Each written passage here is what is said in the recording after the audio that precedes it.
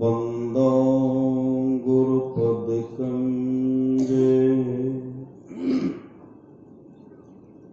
कृपा सिंधु नररूप हरि महामोह तम पुंजे जासु बचनेरा बिकर निकरा धन्य धन्य सतगुरु सुखदा महिमा कही न जाए जो कुछ कहूँ तुम्हारी कृपा मोते कछु नो बसाए। अव्यक्त रूप में प्रातः स्मरणीय अनंत श्री विभूषित परम पूज्य पाद सदगुरु महाराज के चरणों में कोटि कोटि नमन।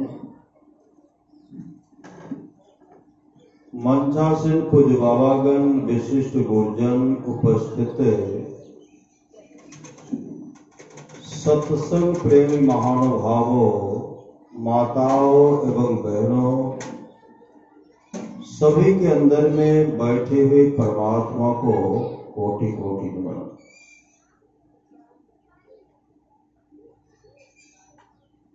परमाराध्य सदगुरु महाराज की अमृत वाणी है, थोड़ा सा भी सत्संग करो तो बड़ा लाभ होता है। थोड़ा सा भी करो, थोड़ा सा भी सत्संग करो तो बड़ा लाभ होता है। जितना लाभ की बहुत धन के मिलने, बहुत विद्या के पढ़ने से नहीं होता, उतना लाभ सत्संग से होता है। नित्य नियमित ढंग से सत्संग करो, सत्संग से खाली कोई मत रहो। अभी अमृत की वर्षा हुई, अध्यात्म ग्रंथ का सार सार ज्ञान कह दिया। जिसको याद रहा उसको अमृत मिला, जिसको याद नहीं रहा उसने अमृत को खो दिया। भगवान श्री कृष्ण की वाणी है, निष्पाप उद्धव जी, कोई कितना भी अश्वमेध यज्ञ कर ले, कृष्णचंद्रन आदि आदि व्रत कर ले, उसके द्वारा में सुलभता से प्राप्त नहीं होता। बस एक सत्संग ऐसा जरिया है जिसके द्वारा में सुलभता से प्राप्त हो जाता, उस भक्त के बस में हो जाता और उस भक्त का परम कल्याण हो जाता।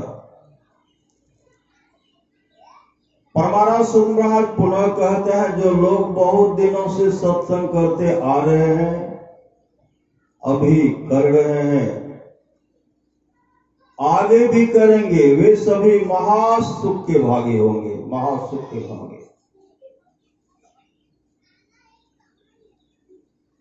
थोड़ा सा भी सत्संग। रामचरितमानस माया है, मति की रति गति भूत भलाई, जब जही जतन जाहि जहां जही पाए, सो जानब सत्संग प्रभाव, लोकों वेदनो अनुपाओ। ये तमाम चीजें आज तक जिस किसी को प्राप्त हुआ है वह सत्संग के प्रभाव से वह जानना चाहिए। लोक और वेद में इसके मिलने का दूसरा कोई उपाय नहीं है। राजा परीक्षित के बारे में आप लोग जानते होंगे, श्रीमद् भागवत महापुराण की कथा है।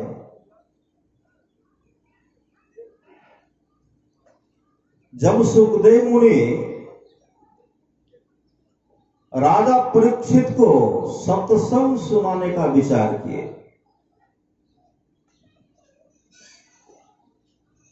तमाम ऋषि मुनि आज तक जो भी संत महापुरुष हुए सब वहां उपस्थित हैं।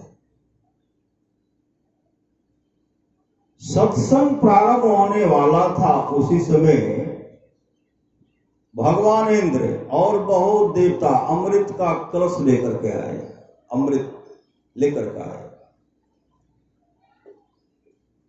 अमृत का कलश रख करके भगवान इंद्र सुखदेव मुनि को कहते हैं, हे महात्मन,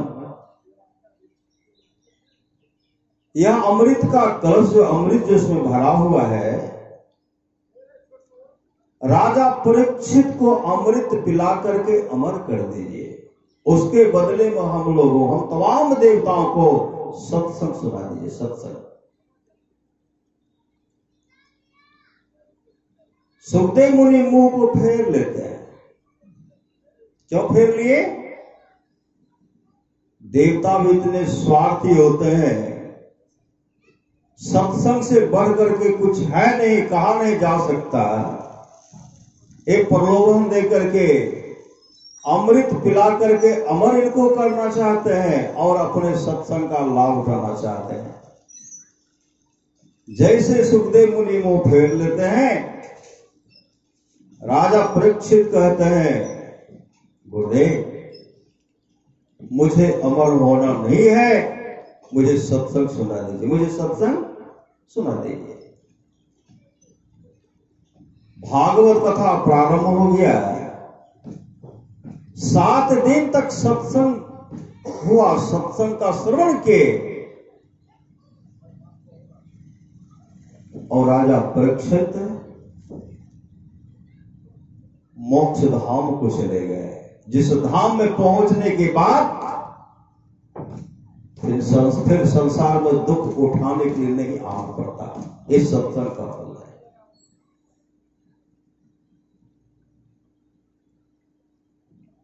भगवान श्री राम कहते हैं, भगत सुतंत्र सकल सुख खाने, बिनु सत्संग न पावे प्राणी। राम कथा के ते अधिकारी, जिनके सत्संगति अति प्यारी। राम कथा के वे अधिकारी जिनको सत्संगति अत्यंत प्यारी है। सत्संग से बढ़ करके संसार का तमाम संपदा देने के बाद भी सत्संग के बराबरी नहीं हो सकता। भगवान महर्षि रमन जब सत्संग करते थे, उनके सत्संग में गाय आती थी। गाय सत्संग सुनने के लिए गाय आते थे। संजोग से एक दिन गाय सत्संग में नहीं आई। भगवान महर्षि रमन जब आंख बंद करते हैं तो पता चल गया कि गाय जो है जंगल में बीमार पड़ गया है। सत्संग समाप्ति के बाद भगवान महर्षि रमन घनघोर जंगल चले गए। गाय के पास गए, गाय अपने गुरुदेव को देख करके रोने लगे। भगवान महर्षि रमन कहते, गौमां आज तुम सत्संग में क्यों नहीं गई? गाय रो कर कहने, गुरुदेव क्या करो, आज मेरे शरीर बुखार है, कष्ट है, पीड़ा है, इसलिए मैं सत्संग में नहीं जा पाई। भगवान महर्षि रमन कहते, गौमां वो तो तुम्हारे शरीर जो कष्ट है, पीड़ा है, बुखार है, उसको दूर कर दो। गाय रोकर कहने लगी, नहीं गुरुदेव, आपके पास जो जाकर मैं आपका बराबर दर्शन क्या करते थे, सत्संग श्रवण किया करते थे, उस पुण्य के चलते हम शरीर को परित्याग करोगे, दिव्य रूप धारण करोगे। विष्णु लोक से विमान आने वाला है, उस विमान पर बैठकर विष्णु लोक को चले जाओगे और भगवान विष्णु के चरण के अधिकारी बन जाओगे। उसी समय गाय अपने शरीर को परित्याग करती है, दिव्य रूप धारण करती है, विष्णु लोक से विमान आता है, विमान पर बैठकर विष्णु लोक को चले गए, भगवान विष्णु के चरण के अधिकारी बन गए। ये थोड़ा सा भी सत्संग करो तो बड़ा लाभ होता है।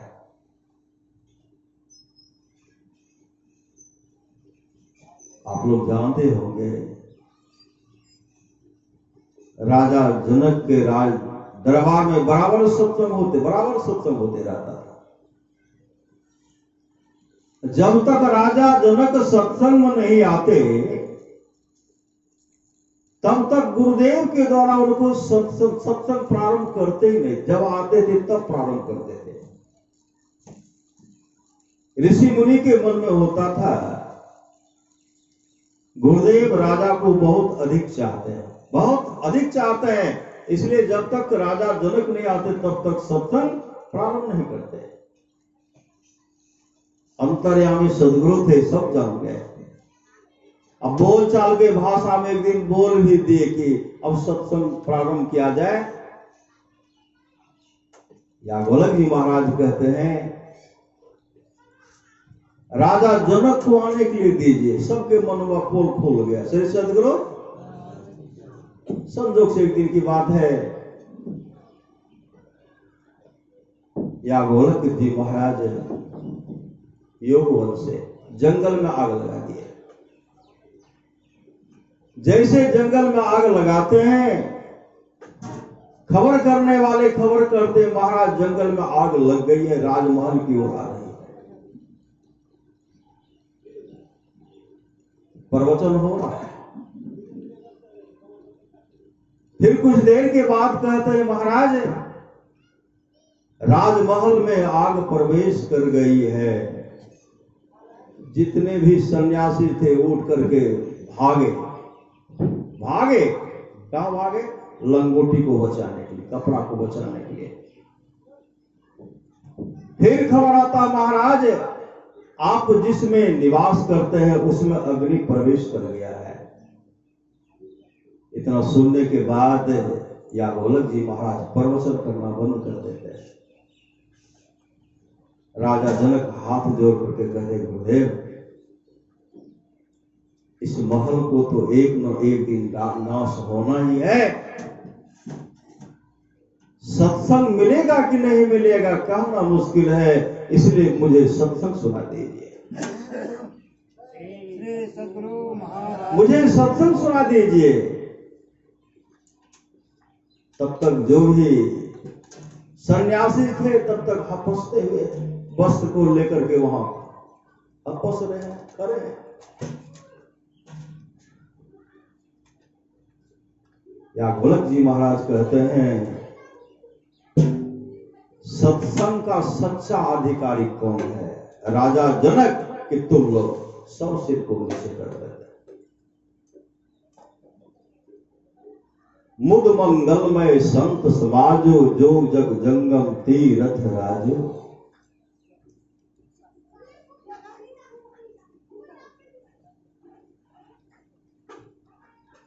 इसलिए जीवन में संत की संगति से, संतों की संगति से, जिसको जीवन में मिला सत्संग है उसको हर घड़ी आनंद ही आनंद, हर घड़ी आनंद ही आनंद है।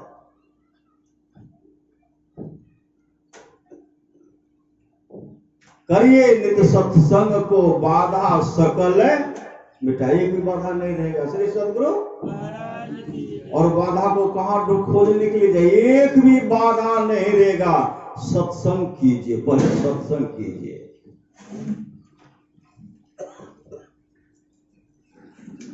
राजा बिंबिसार जब सत्संग आते थे, भगवान बुद्ध के सत्संग में, भगवान बुद्ध राजा बिंबिसार से बराबर कहा करते थे कि राजन आप अकेले सत्संग आते हैं, अपने पुत्र को भी सत्संग बुलाइए, अपने पुत्र राजा शत्रु को भी सत्संग बुलाइए। राजा बिंबिसार के मन में होता था, भगवान बुद्ध के जो जो प्रवचन सुने, आज तक जो भी राजकुमार सुने कि सेठ साहूकार सुने कि राजा सुने, जो जो अपने जीवन को सत्संग में लगाए, सब मोक्ष को प्राप्त किए। तमाम का जीवन बन गया। जो सत्संग किए तमाम जीवन मुक्त हो गए, मोक्ष को प्राप्त किए। राजा बिंबिसार के मन में होता था, इकलौता पुत्र, एक ही पुत्र है, अगर यह सत्संग में जाएगा तो यह तो सन्यासी बन जाएगा, यह सन्यासी हो जाएगा। मेरा पुत्र सन्यासी नहीं बने, गृहत्यागी नहीं बने, कभी अपने पुत्र को सत्संग में जाने के लिए नहीं कहे। भगवान बुद्ध कहते कहते थक गए। राजा बिंबिसार उस बात को कभी माने नहीं। और एक दिन ऐसा आया, अजातशत्रु को अच्छा मित्र नहीं मिला। देवदत्त जैसे, जो भगवान बुद्ध का मौसेरा भाई भी था, चचेरा भाई भी था, भगवान बुद्ध का जब ख्याति फैलने लगा, अजातशत्रु भीतर भीतर जलने लगा, डाह करने लगे। उनके सत्संग में जाते हैं इसलिए अपने पिता को देखते क्या हो, अब राज गद्दी को संभालो, राज को संभालो। अच्छा मित्र नहीं मिला। अजातशत्रु अपने पिता को गद्दी पर जो बैठे हुए धक्का मार करके नीचे कर देते हैं और गद्दी पर बैठे। क्यों बैठे? उसके जीवन में सत्संग का भाव था। अगर वो सत्संग करते, अपने पिता का सम्मान करते, कभी पिता का सम्मान नहीं किए, धक्का मार करके नीचे कर दिए और सिपाही से कहते इस बुढ़े को राजगीर की कारागार में बंद कर दो, खाना दाना देना बंद कर दो, पानी भी देना बंद कर दो। पुराने मंत्री के कहने पर सिर्फ पानी दिया जाता था, पानी देते थे। बीच में संसार से झक मारकर चले गए। यह सत्संग के अभाव के चलते। भगवान बुद्ध भरी सभा में कह रहे थे, मैंने राजा बिंबिसार को बहुत समझाया कि अपने पुत्र को भी सत्संग बुलाइए, लेकिन मेरे बात को कभी माना। अगर मेरे बात को मान लेते तो उनके पुत्र उनके साथ इस तरह का दुर्व्यवहार नहीं करते। इस तरह का जो उपदेश कर रहे थे, सेठ अनाथ पिंडक भी बैठे हुए थे सत्संग, अनाथ पिंडक, और उनको भी एक ही वह भी अपने पुत्र को सत्संग में जाने के लिए नहीं कहते थे। नहीं, इकलौता पुत्र ऐसे सदगुरु राजा बिंबिसार तो कभी कहे ही नहीं। राजा बिंबिसार की दुर्दशा के दुर्दिन के बारे में जब भगवान बुद्ध ने बताया, और सेठ अनाथ पिंडक जगता है, जगा। भगवान बुद्ध का सत्संग हो रहा था। सेठ अनाथ पिंडक अपने पुत्र काल से कहते हैं, काल भगवान बुद्ध का सत्संग हो रहा हो, सत्संग में तुम जाओ। काल कहते हमको सत्संग से लेना देना नहीं है। बहुत लंपड़ था, अपने घर की सामान को चुरा लेते। इकलौता पुत्र था, उसमें भी अपने घर का सामान चुरा लेता था। किसका धन होता? चुरा लेता था। काम को सत्संग से कुछ लेना देना नहीं है। लालची था, लालची, एक नंबर का लालची था।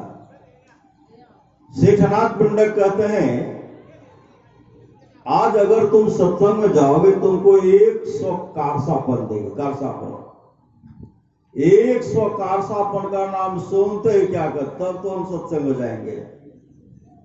कहा जाओ, कहा पहले 100 कारसापन हमको दे दीजिए। 100 कारसापन लिए, गट्ठर बना करके रख लिए, तब गए सत्संग। गए तो सबसे पीछे बैठे, श्री सदगुरु सबसे पीछे बैठे, खुट्टा का सहारा लेकर, खुट्टा का सहारा लेकर बैठे हुए हैं। गहरी नींद में आ गए, प्रवचन हो रहा, गहरी नींद में चले गए। फिर नींद खुली, कभी सत्संग तो किया नहीं थे, उठ करके चले गए। कई गांव घूमते घूमते कई गांव चले गए। दूसरे दिन घर आए। जब दूसरे दिन घूमते घामते जब घर आए, सेठ अनाथ पिंडक अपने पुत्र काल से कहते, काल कल जो तुम सत्संग में गया था भगवान बुद्ध का, क्या सब प्रवचन हुआ, क्या सब हुआ सुनाओ। काल क्या कहते हैं, आप सत्संग सुनने के लिए कहे थे, खान आप तो कहे जाओ, तो हम गए, गए तो पीछे में बैठे खुट्टा का सहारा लेकर के बैठ गए, प्रवचन क्या सुनेंगे, हम गहरी नींद में सो गए। अब प्रवचन हो ही रहा था, उठ करके हम कई गांव, इस गांव उस गांव अभी आए। सेठ अनाथ पंडित कहते आज तुम फिर सत्संग में जाओ। कहते आज नहीं जाएंगे, अब हम जाएंगे ही नहीं। सेठ अनाथ पंडित कहते आज अगर तुम जाओगे, आज हम तुमको 1000 कांसापन देंगे। 1000 का नाम सुनते ही काल कहते आज जाएंगे तो 1000 दीजिएगा। कहा तब तो जाऊंगा, तब तो जाऊंगा। 1000 कांसापन का गट्ठर अलग कर दीजिए। अपने सामने में गट्ठर अलग करवाए, और जब सत्संग में जाने लगे तो सेठ अनाथ पंडित कहते जा रहे हो? कहां पिताजी? सत्संग में जा रहा हूं। सेठ अनाथ पंडित कहते हैं आज हम तुमको 1000 कांसापन दिए। भगवान बुद्ध का जो जो प्रवचन होगा वह प्रवचन सुन करके सुनाना पड़ेगा। कालू समय हाँ भर देते, हाँ पिताजी आज मैं सत्संग में सबसे पहले पहुंचूंगा, सबसे आगे बैठूंगा। भगवान बुद्ध का जो जो प्रवचन होगा वह सुनूंगा और आपको सुनाऊंगा। सबसे पहले गए, आगे बैठे। भगवान बुद्ध मंचासीन है, काल एक टक भगवान बुद्ध को देख रहे हैं। एक टक प्रवचन हो रहा है, काल सत्संग सुन रहे हैं। सुनते सुनते काल को समाधि लग गई। समाधि, सत्संग समाप्त हो गया, पंडाल खाली हो गया। भगवान बुद्ध अपने निवास में चले गए, काल समाधि में बैठे हुए। सेठ अनाथ पिंडक अपने घर पर अपने पुत्र का राह देख रहे। अभी तक मेरा पुत्र काल सत्संग से आया नहीं, इकलौता पुत्र है, क्या हो गया क्या नहीं, क्या हो गया, अभी तक नहीं आया। यह जो मन में सोच रहे हैं, भगवान बुद्ध उनके मन की बात को जान गए, उनके मन की बात को जान गए। ध्यान बैठे हुए थे, देखते हैं काल को तो समाधि लग गए, काल को समाधि लग गई। सत्संग समाप्ति के बाद सब तो आए, काल ध्यानस्थ है। भगवान बुद्ध ध्यान से निवृत्त हुए, चले पंडाल की ओर। वहां जब गए, काल ध्यानस्थ ध्यान बैठे हुए थे। परमानस महाराज की वाणी है, नित्य प्रति सत्संग कर ले प्यारा, तेरा काल सरे सारा। देखते हैं ध्यानस्थ। भगवान बुद्ध वहां गए, उनके पेट को थपथपाते हुए कहते हैं पुत्र काल उठो, तुम्हारा पिताजी तुम्हारा इंतजार कर रहे हैं। जैसे काल आंख खोलते तो सामने में सदगुरु हैं, उनके चरण लिपट गए। भगवान बुद्ध आगे आगे, पीछे पीछे काल सेठ अनाथ पंडित के घर पर गए। वहां जब गए तो सारी व्यवस्था, भोजन का व्यवस्था वहां किया गया था। एक ही जगह बैठ करके भगवान बुद्ध काल भोजन कर रहे हैं। काल सिर्फ आंख बंद किए हैं। जब भोजन था तो थाल में से हाथ देते हैं, मुंह में डालते हैं, न इधर न उधर देख रहे हैं, न इधर न उधर देख रहे हैं। सेठ अनाथ पिंडक अपने पुत्र काल को देख रहे हैं। देख रहे कि आज तो पुत्र न इधर देखता न उधर देखता है। रहा नहीं गया, भगवान बुद्ध से कहते बनते पहले दिन काल जब तक कारसापन लिया नहीं तब तक सत्संग में गया नहीं। आज तो 1000 का गट्ठर रखा हुआ है, लेना तो दूर रहा, आज काल देखता तक भी नहीं है। मेरे पुत्र काल को क्या हो गया? मेरे पुत्र काल को किनकी नजर, किनकी आंखें लग गई? उस समय भगवान बुद्ध कहते से आज आपके पुत्र काल को उस सुख की प्राप्ति हो गई है जिस सुख के सामने तीनों लोक की संपदा जो है तुच्छ है, तुच्छ है, तुच्छ है। तीनों लोगों की सुख से भी अधिक सुख की प्राप्ति हो गई है। सम्राट के पद से भी आगे का सुख, इंद्रलोक के सुख से भी आगे का सुख और ब्रह्मलोक के सुख से भी आगे का सुख आपके पुत्र काल को प्राप्त हो गया है। काल जब आंख खोलते हैं अपने पिताजी को देखते हैं, काल का मुखमंडल मुखाकृति चमक रहा था। परमाराम महाराज कहते नित्य प्रति सत्संग कर ले प्यारा, तेरा कार सरे सारा, सार कार्य को निर्णय करके धर चेतन धारा पिंड के पारा, दसम द्वारे का ज्योति जग जावे, अति सुख पावे, शब्द सहारे का लख बिंदु नाद तह त्रय बंदे के, सुनो में ही ब्रह्मनाद का धर्म सहारा, आपन तन में ही। परमारास महाराज कहते हैं निज तन में खोज सज्जन, बाहर न खोजना, अपने ही घट में हरि है, अपने में खोजना। सुखमनिया में मोरी नजर लागे, अगल बगल कहे दृष्टि न डोले, सम्मुख बिंदु पकड़ लगी। असली सत्संग है। जिस दिन यह असली सत्संग हो जाएगा, समझिए उस दिन संसार का तमाम सुख फीका हो जाएगा। आप लोग जानते होंगे भगवान बुद्ध को, अमरपाली को जानते हो? अमरपाली बहुत सुंदर थी, बहुत सुंदर। जब भगवान बुद्ध उनको उपदेश किया, अमरपाली जिस शरीर पर तुम घमंड कर रही हो, यह शरीर सड़ने वाला है, गलने वाला है, विनष्ट होने वाला है, और इस शरीर से दुर्गंध होगी, दुर्गंध जिस शरीर पर तुम घमंड कर रही हो।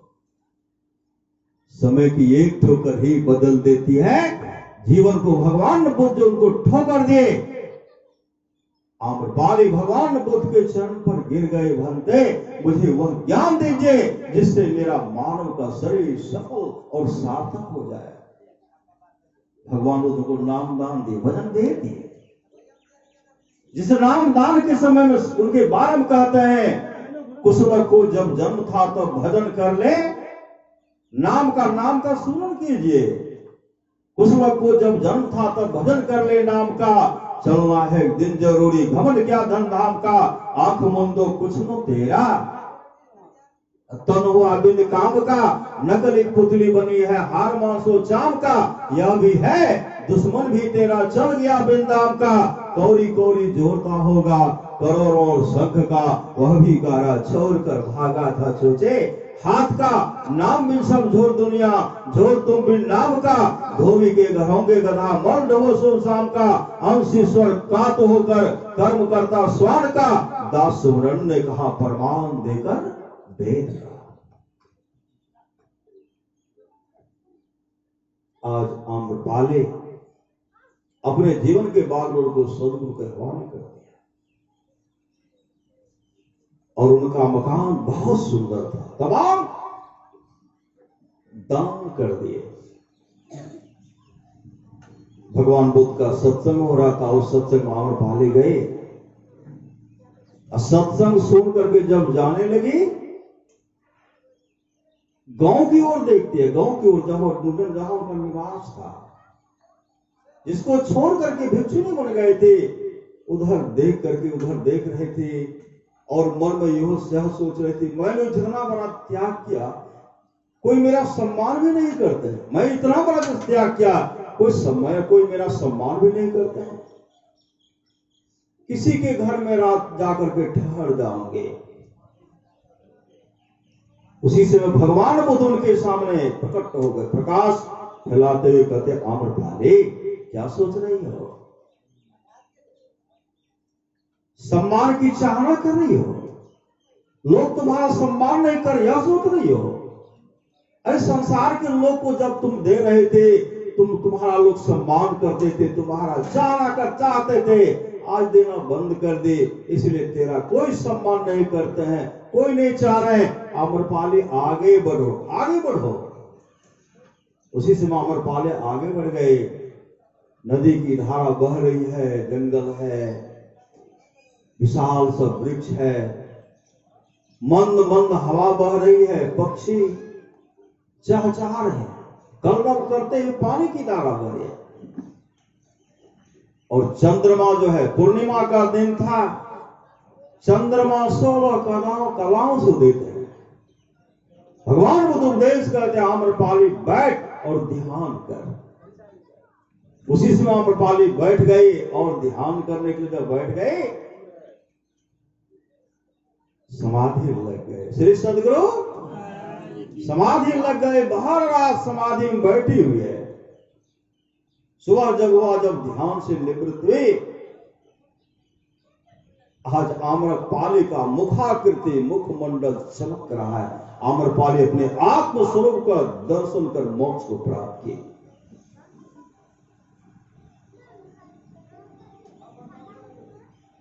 इसलिए परमारास राज कहते थोड़ा सा भी सत्संग करो बड़ा लाभ होता है। करीब के सत्संग कीजिए। जिसके आसपास में सत्संग, वहां के लोग घर में बैठे रहे, सत्संग नहीं आवे नहीं जाए, समझिए ऐसे लोगों का भाग संस्कार बहुत गिरा हुआ है। उत्साह के साथ सत्संग कीजिए। सत्संग करने के लिए सदा तैयार रहिए। वृक्ष के नीचे घास बिछा करके भी सत्संग करने के लिए तैयार रहिए। परमारास महाभिमानी है, अभी तो बाहरी सत्संग में बैठे हुए हैं। आंतरिक सत्संग जब करेंगे तो अद्भुत अंतर की डगरिया जा पर चलकर प्रभु मिलते। अब दाता सतगुरु धन धन जो राह लखा देते। अमृत ध्वनि की नौबत जहरत बरभागे, सुनते जो गुरु के दुलारे हैं, गुरु के प्यारे हैं, वही सुने। क्या सुनेंगे?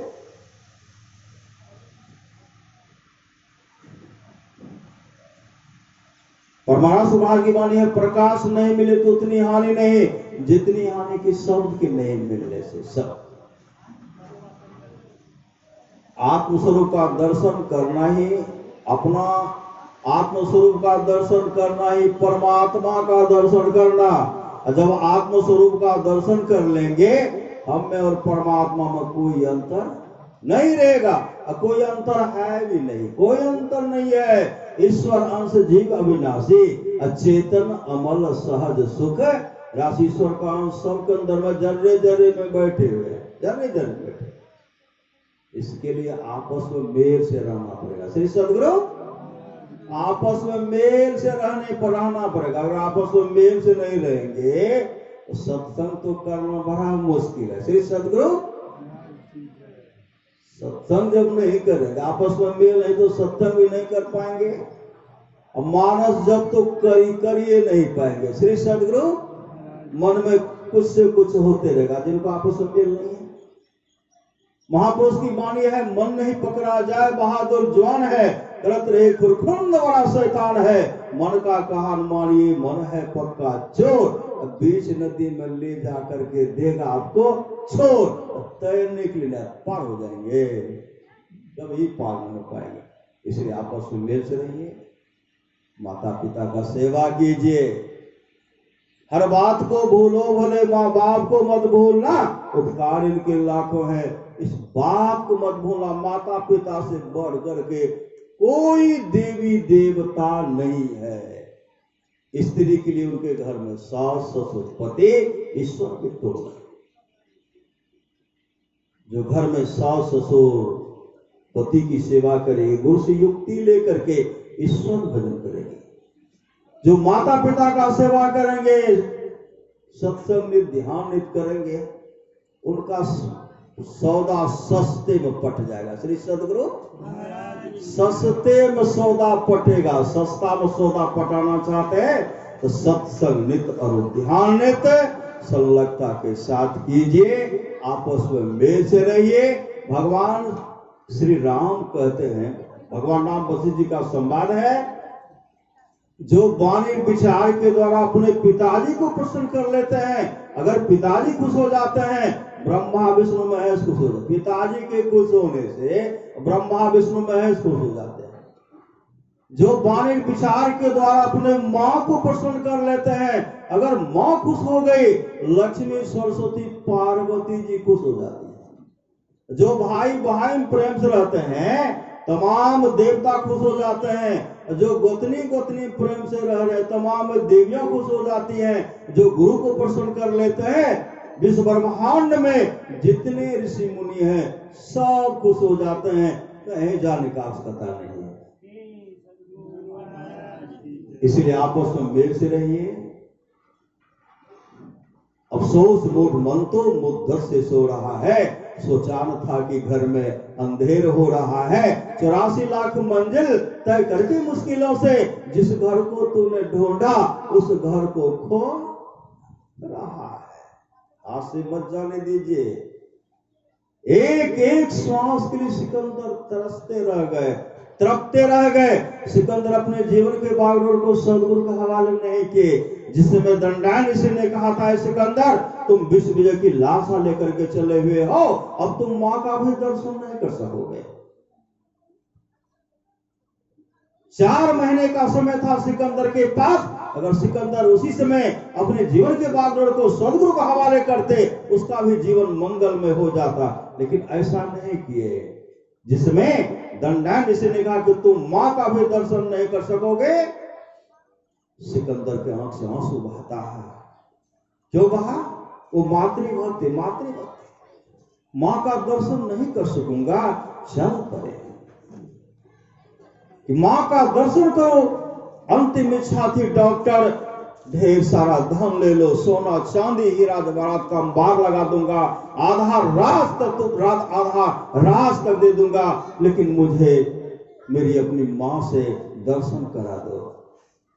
अंतिम इच्छा थी सिकंदर की। कोई चाहना थे, क्योंकि मातृभक्त थे, तब तो महान सिकंदर उनको कहते हैं।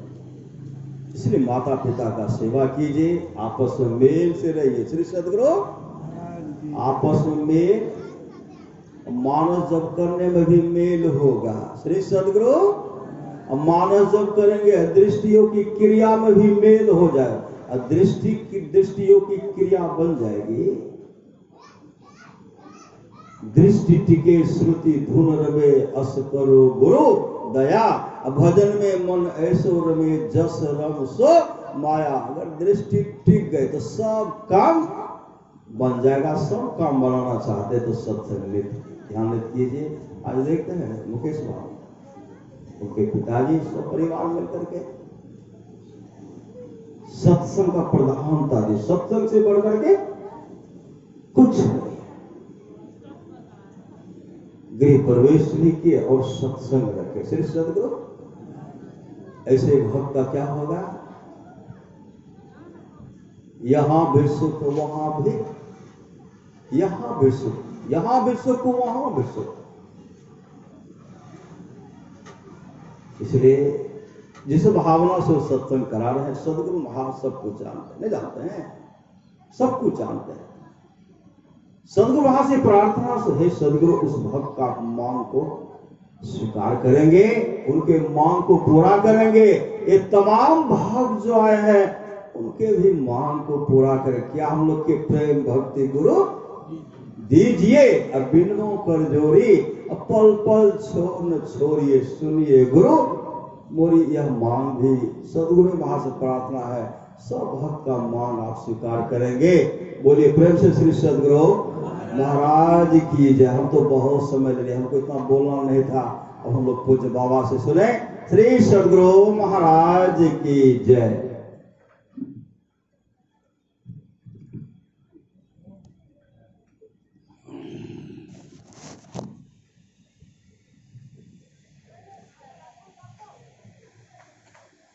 श्री सदगुरु महाराज की जय।